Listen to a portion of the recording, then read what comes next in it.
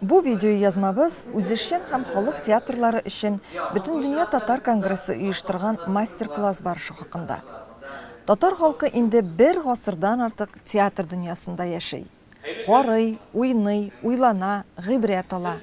Татарстан районнарында һәм чит төбәкләрдә гап-гади халык үзе артист булып сәхнәгә менә, үзешчән коллективларда, халык театрларында иҗат итә.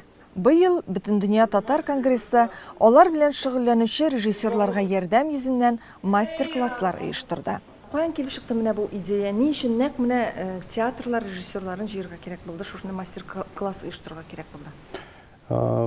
Шундырсың генә әйткәндә, менә конгрессның эшчәнлеге бит инде ул татар милләтен үстерү, татар дөньясын арттыру.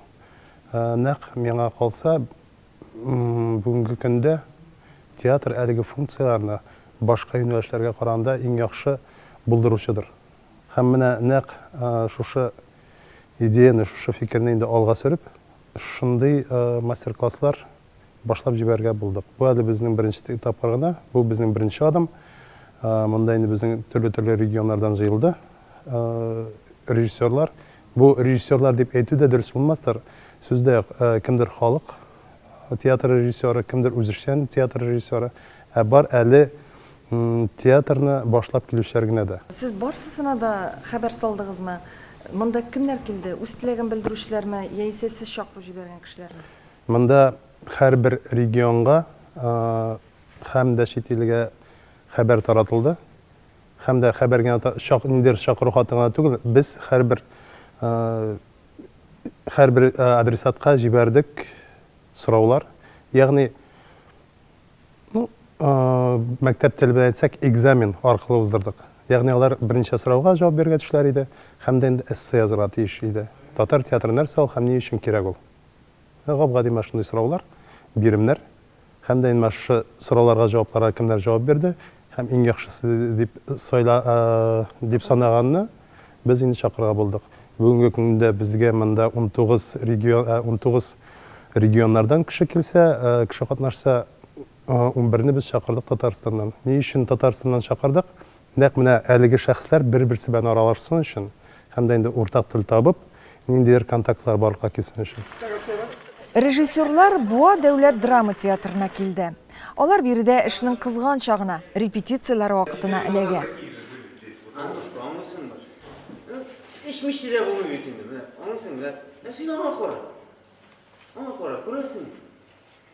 Посмотри на нее. Niye? Nərsəsinə xarım min ana. Şimdi, görmüyorsun mu? Oğru bitti. Oğru. Hatırlar bekliyor. Anlaşka. Bizi ilk kadar Надо продолжить сейчас. 3 son borçka verip duralım. Yok, bilmeyim. Kimden sırıyorlar bit olar, he? Ну не, посмотри, не торопись, посмотри сначала. Посмотри в ее глаза. Вот угадай эту мысль, да? Мне точно не да. Söylemeniz de, sıramamız da. Ölse de bilmeyeyim. Ну, да. Ну, конечно. Ты тоже, на тебя это тоже подействовало, понимаешь? Маме, да, напишем. Мама, да? Хватило тебе, да? Но с тобой здесь что-то невообразимое происходит, понимаешь? Надо к этому выйти, ну давай попробуем, да. Kızıl kaşık. Burası balık görmeler. Akşası yok. Здесь пришли конфликт. Конфликты, которые на первом плане, да? То есть они пришли, вот внимание друг к другу. Вот здесь между делом кто-то валяется. Человек сюда позвали, непонятно, они внимание там. Тогда я это оправдаю, почему они, собственно, никак не реагируют на что он связан. Она вообще не знает, как это. Буада практика уздык. Аларның артистлар белән очраштык һәм шушы Буа театрында Башкортстаннан, Уфадан килгән режиссер, профессиональный режиссер Илшат дигән егет, шуның репетиция процессын карадык һәм Федоров основной состав белән эшли. Яңа спектакль куя, ул Вампиловның провинциальный анекдоты дигән әйберен куя. Рус режиссеры татар артистлары белән бик матур эшли. Менә карап шаккатып узнашып карап тордык. Слушай, провинциальный анекдот, Вампилов. Все очень здорово, так все классно. Спасибо. Я очень рада вас хоть так вот во время репетиции, да? А вот этот вот момент, когда вот эта вот репетиция, это уже какой момент? Вот Ну, сейчас да, это вот читка, там репетиция на стульях, это прошло, это уже какой период вашей репетиции? у нас мы быстро работаем. Второй раз только мы сейчас протоптали вот как-то, третий раз. Только второй раз. Вы по частям репетируете или полностью? От начала до конца просто на ногах разбросать мизансцены, с текстом походить, чтобы было уложилось картинка целиком. А потом идешь от начала и уже по нюансам вычищаешь и уточняешь и уже что-то настраиваешь. А вот работа над пьесой, материалом у вас как происходит? Над материалом? Да. Разбор, ну да, все. Да. Именно татарские слова какие-то. Ну, мы пытаемся. Произношение. Вы же это не контролируете вот это?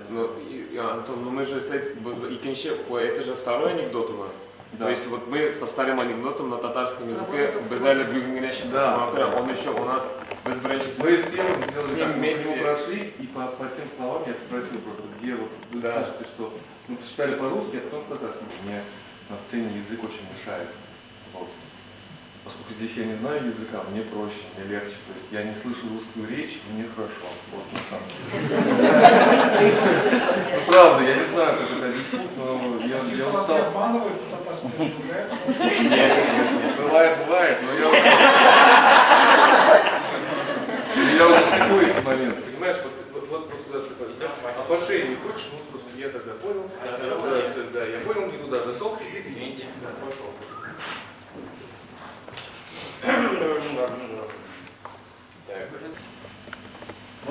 Можно же вот так тоже подойти к человеку? Абсолютно согласен с вами.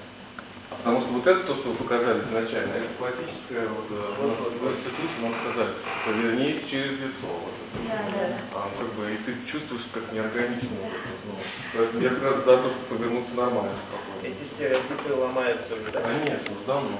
Ты то ли его разыграли, то ли еще что-то, как бы, ну, краденый, фальшивый, меченый, все проверено. Поэтому, когда он открыл чемодан, да, деньги все деньги здесь. Дальше. Надо другу помогать. А когда уже он говорит, что Может разрешить. может не разрешить. Сейчас. Как это? Это как раз плюс к тому, что, наверное, все непросто. Когда он говорит не возвращать, да. Да. Bu dünyada her şeyden yerden bitirmeye gerek. Şu ay baş oluruz, bakarsanız da öyle, bakarmazsanız da öyle. Ничего не Baykarmazsanız da yani. Şu ay bakarmazsanız da öyle. Oluruz. Rahmet ediniz.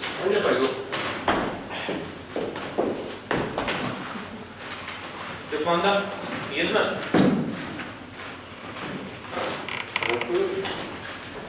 Держи.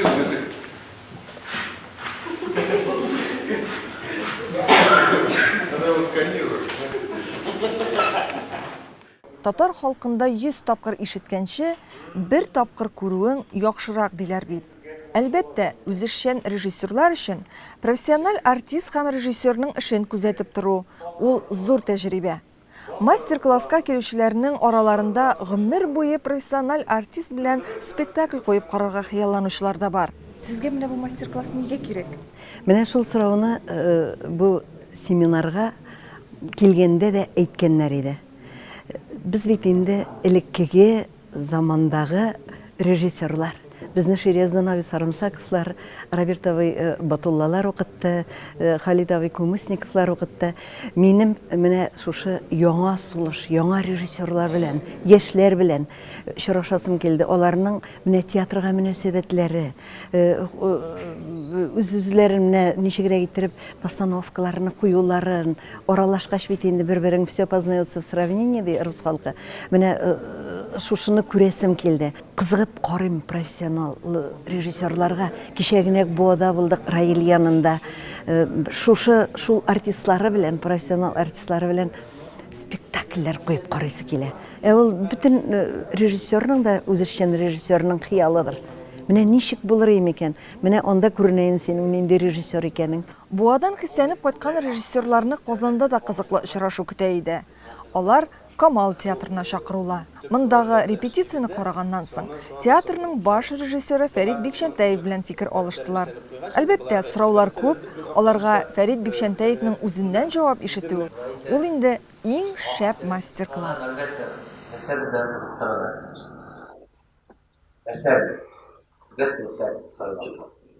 Birinchi sharoitda albatta u asar sizning o'zingizga yoqin bo'ladi. Sizni ko'ngilni qo'zg'atadi asar. Men shuni fransuz kishilarni songa boshlash shunday. Ularni qiziqtiradi. Lekin menimcha baribir mana aytadilar, rejissyor u просто rejissyor bo'ladi. U pedagog bo'ladi. U o'qituvchi bo'ladi. Biroq o'sha muzikal bezalish ham sahna bezalishi vaqtida piyesani o'qigandan so'ng shu masalalarni hal etganda shishirish, sahna bezalishini shishirishni izlagan vaqtda narsalarga e'tibor bergan. Agarda soy ekan fikrida, unda albatta to'g'ri o'tirasan sahna bezalishi. Agarda anotib fikri, andagi voqealar jiddiy bo'lsa, esaga olib dekoratsiya to'taradi. Мындай мастер-класс иң беренче чиратта сезгә нәрсә бирә?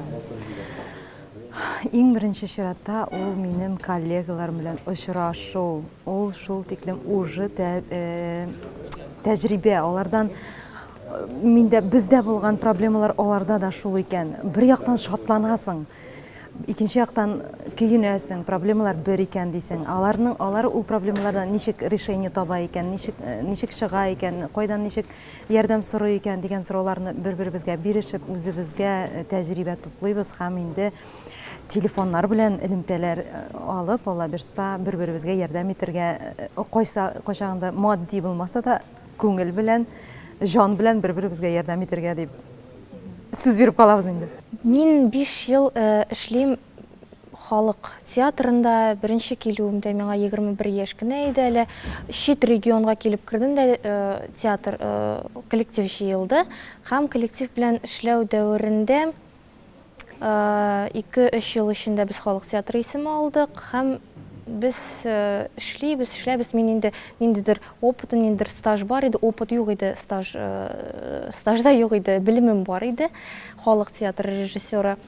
Ләкин бөтен нәрсә опыт белән килә, бөтен нәрсә эшли, ачыла, кайбер нәрсәләр онытылып бара. 5 ел узган бит инде. Шуңа күрә менә бу лабораториялар менә безнең кебек кешеләргә ул бик тә кирәк. Чөнки профессиональ актерлар, профессиональ режиссерлар да алар гел үсештә, гел ниндидер белем алуда булырга тиеш. Һәм безгә дә ул кирәк. Менә бу лабораториядә, менә бүгенге көндә мин үзем өчен шуны алдым, тукталып калмаска кирәк, эшләргә кирәк. Актерларга шуны аңлатырга кирәк, театрның киләчәге бар. Театр безнең халык өчен кирәк, һәм безнең халык өчен кайбер яктан тансык та икән ул театр. Шуңа күрә халык театрлары чит регионнарда без халкыбызны чит регионда булган, яшәгән татар халкын үстерүдә, агартуда эш алып барабыз. Һәм без туры юлда икән, шуны аңладым. Театрда эшләү тәҗрибәм бар. Мин Әлмәт театрында актер буларак хезмәт куйдым шактый гына еллар. Шуңа күрә театр тәҗрибәм бар. Хәзер инде күчеп кайттым үземнең туган авылыма. Һәм анда менә үзешчән сәнгать белән халык театры белән эшләп ятабыз бүгенге көндә. Әйтегез әле, халык театры белән эшләүдә сезне иң борчыганы нәрсә? Иң борчыган нәрсә, инде безнең менә бүген коллегалар белән дә сөйләштек, артистларны җәлеп итү. Бүгенге көндә менә төп кыенлык, бигрәк тә инде ир-ат артистлар белән бик кыенлык килеп чыга. Ир-атларны бүгенге көндә сәхнәгә менгерү бик тә кыен, бик авыр. Менә төп проблемаларның берсе шул. Артистта булып эшләгәчтән сезнең бит инде театр өлкәсендә тәҗрибәгез зур. Менә сез бу мастер-класска үзегез өчен нәрсә эзләп килдегез? Мастер-класска инде мин үзем килүемнең төп сәбәбе режиссер буларак ниндидер яңалык күрү һәм дә инде тәҗрибә туплау. Чөнки минем актер буларак тәҗрибәм булса, режиссер буларак әле тәҗрибәм бар дип әйтә алмыйм. Һәм менә сез кичә бүген 2 көн рәттән режиссерлар белән аралаштыгыз, Раил Садриев белән, Фәрит Бикшәнтаев белән. Үзегез өчен нәрсәдер ачтыгызмы? Ниндидер тәҗрибә туплый алдыгызмы? Сорауларыгызга җаваплар таптыгызмы? Әлбәттә, без кичә Башкортстаннан килгән режиссерлар аралаштык, Мәскәүдән килгән режиссерлар аралаштык. Буа театрында алар бүгенге көндә дә спектакль эшлиләр. Һәм менә бүген Фәрит Бикшәнтаев белән бик әйтер идем, әйбәт, яхшы сөйләшү булды. Һәм үзебезнең сорауларга барысына да булмаса да, күбесенә без үзебезгә җавап таба алдык. Чөнки профессионал кешедән ниндидер киңәшләр ишетү безнең өчен бик кыйммәт бүгенге көндә. Моңарчы традицион мәдәниятне үстерү үзәге тарафыннан оештырылган семинарларда катнашканым бар иде. 1-2 тапкыр. Анда да һөнәри дәрәҗәдәге режиссерлар чыгыш ясады. Безнең инде ижада әле театр 4-5 ел гына оешты, үзешчән театр. Без инде хәзер Идел йорт фестивалендә 4-5 тапкыр катнаштык. Әнә шул семинарларга килә-килә инде Идел йортта да узган ел җиңүгә ирештек. Быелгысы конгресс тарафыннан оештырылганы бигрәк тә ошый.